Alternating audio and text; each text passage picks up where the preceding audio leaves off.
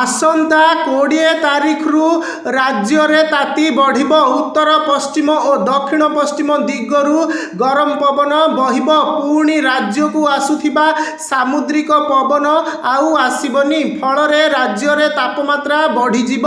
23 और 24 तारीख बेलू उपकूल ओडिशा रे ताती 44 रु 45 डिग्री छुई पारे।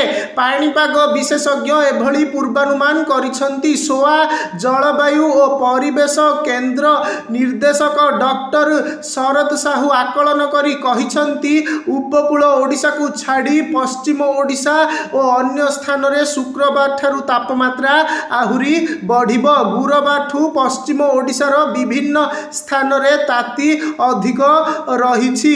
20 तारीख बेलू उपकूल रे भी तातीर प्रकोप देखिबाकू मिलिब। आंचलिक पाणीपाग विज्ञान केंद्र पूर्वानुमान करी कहिछि आसंता 3 दिन पर दिन तापमात्रा 2 रु 3 डिग्री सेल्सियस बढ़ी जीव।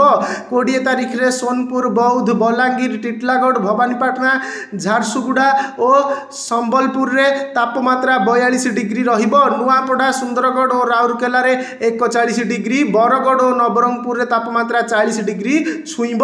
21 तारीख रे उपकूलर जगत सिंहपुर, पुरी, खोर्धा, नयागढ़ और ढेंकानाल रे ताती 40 डिग्री पाखापाखि रहिब। तेबे शुक्रवार पश्चिम ओडिशार अधिकांश स्थान रे तापमात्रा 40 डिग्री उपरे रहिबो बोली पाणीपाग विभाग आकलन करिछि।